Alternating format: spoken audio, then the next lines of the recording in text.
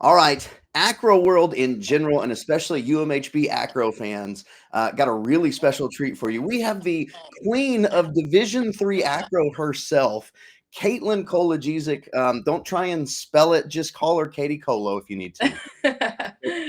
Katelyn, a two-time back-to-back Athlete of the Year at Division III, and let's face it, her accolades go far beyond just Division III. But we only got a short period of time to get all of this in. So, Katelyn, tell me this: as someone who is a graduate of UMHB, you obviously were right in the middle of everything going on, of the national championships, of being the very first Division III team to make the overall championships. What is it like now being a graduate and kind of watching this program from afar? You're still in the space, and we're going to talk about that in a minute, but what is it like watching from afar? Oh, it's so exciting. I'm so excited to see my old teammates doing just as good as we did last year all together. It's been really cool to see those juniors and sophomores kind of step up as leaders because, as seniors, we'd been there for 4 years and kind of grown as the program did from the beginning. And so just seeing those younger girls step up and do that has been really cool. Anybody that you have been watching in particular this year?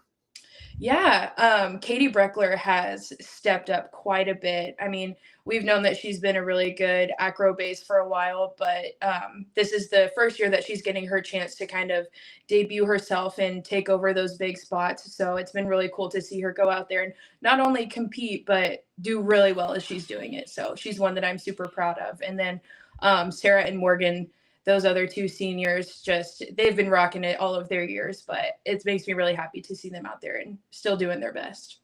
So you talk about makes you really happy to see them. Talk just briefly about the legacy that UMHB is starting to create. Because let's face it, when you graduated, and some of the ladies that graduated with you, y'all had an incredible class.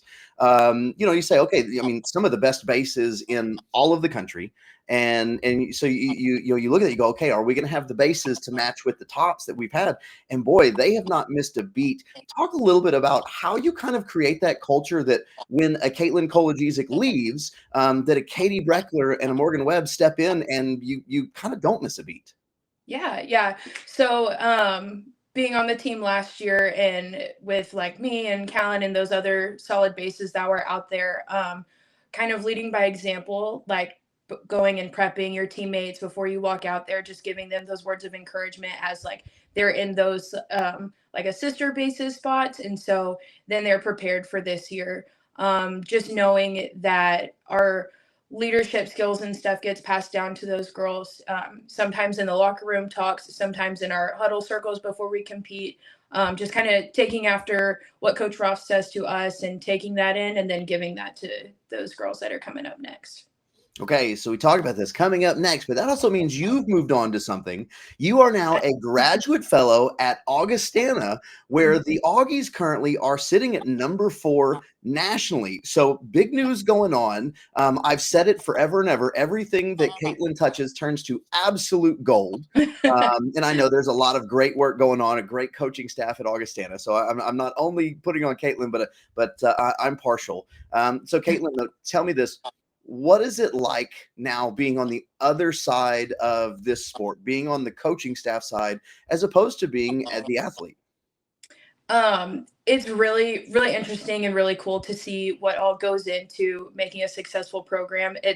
You look at it two completely different ways. Being an athlete and as a coach, as an athlete, you do what you're told and you have a lot of trust in your coaches. But now I'm learning from two of the best coaches, I think, and having these athletes trust me it's been really cool.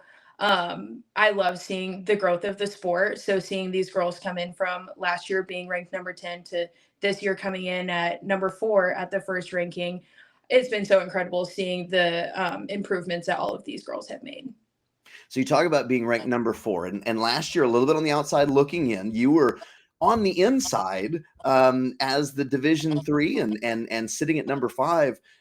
Has that experience given you any assistance in how you're helping coach these young ladies that are, for the first time in a couple of years, in the middle of a championship race? Yeah, yeah. So last year, like you said, it was our first year making it to the championship, and this year it's these girls our team's first year making it there. It's an adjustment to your brain knowing that you have 3 more weeks of your season, that it can be kind of tough, but it's so exciting at the same time. Really, a lot of confidence is what we focus on building throughout the year, and just letting the girls know that they go out there and whatever they do, we're going to be proud of them, but they know that what's going out there is going to hit, and just being confident in themselves and knowing that these meets that we're going into at the national championship aren't going to be easy. So just staying competitive with it. All right. So do me a favor. Give me the biggest difference between being at the University of Mary Hardin-Baylor and now being at Augustana. Oh man. Let's see. I don't know if this is the biggest difference. I mean, obviously going from athlete to coach is the biggest difference, but having a huge team. So our team has 42 girls. Oh, wow. And having all of those girls connect and bond with each other is really impressive. And they have so much love for each other. But I came from a team of 30, so adding 12 more girls to it is just really nice to have a really big family who we all love each other. That's awesome. I'll tell you, it shows the athletic mindset that you have, because I think I was setting you up to say, well, I moved from Belton, Texas to South Dakota.